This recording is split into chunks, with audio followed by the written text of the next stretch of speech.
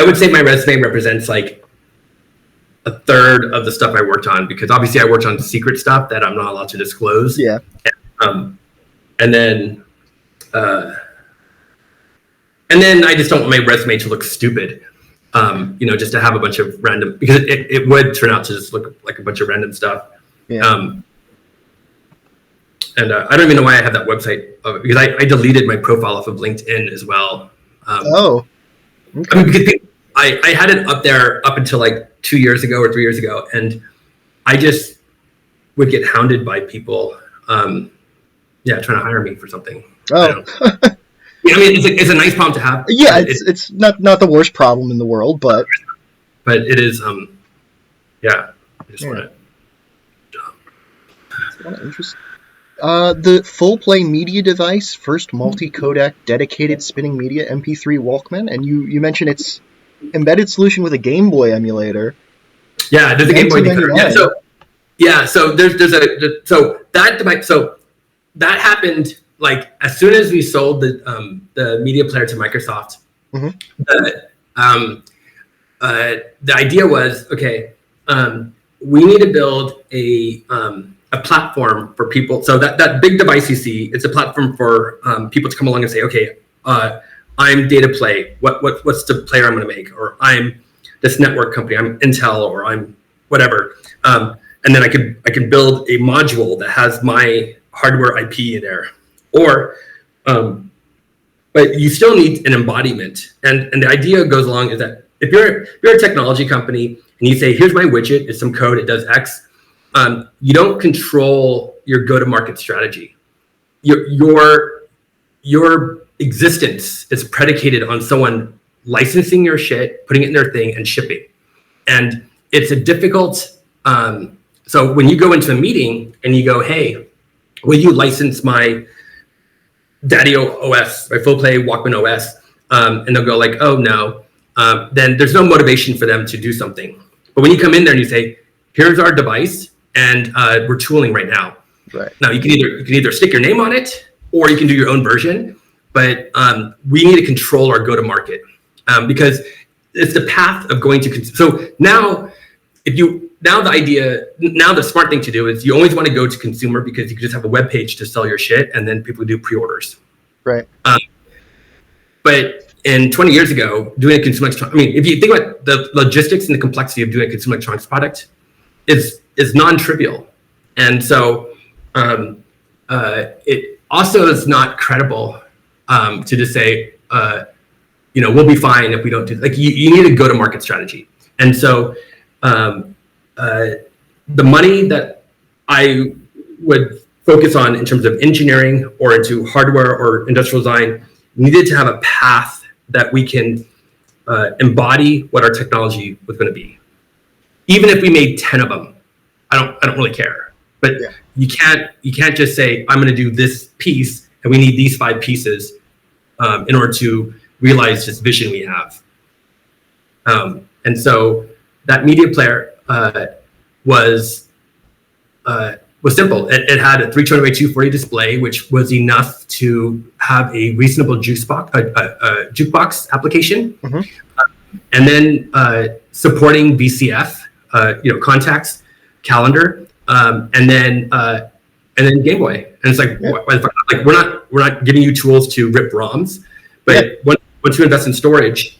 If you dig through this code base, there should be there is somewhere in here the FML. Let's see, full media. Oh. There's a Game Boy emulator in here. So we never shipped it because people paid us to build MP3 players to ship, and really like after we did players for a while.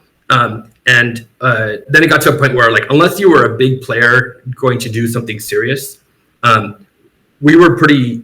I mean, I should have just left. I knew about the iPod device for a long time because it runs this processor called Portal Player, which is a dual core. And I know the Portal Player guys, and I always thought it was the stupidest thing because it's super expensive, and they use one core for the user interface. and one core for the buffering and stuff. And it's just because they're not very smart engineers. And I mean, I knew them, and they were always trying to sucker me into like giving them, like helping them, working for them. And I knew I should have just gone to the Bay Area and talked to Apple myself. But yeah, it was just, I think I was probably too drunk or distracted or whatever. No. Well, hindsight is 2020. But no, at the time I knew. I was like, yeah.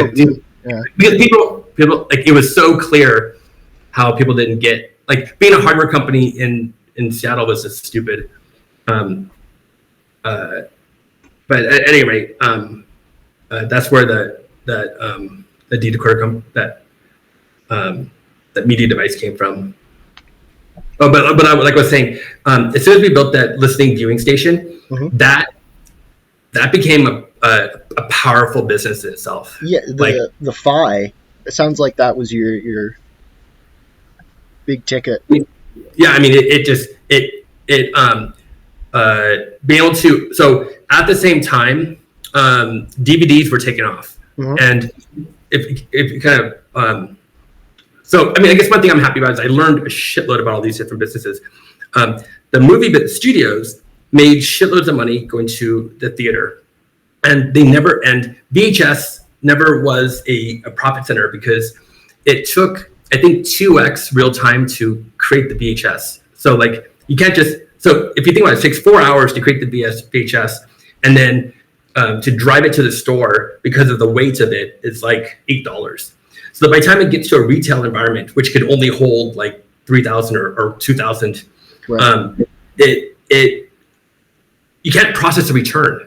You start losing money with the return, and you can't gauge how much you're going to print, because the thing about digital media is that it's highly perishable.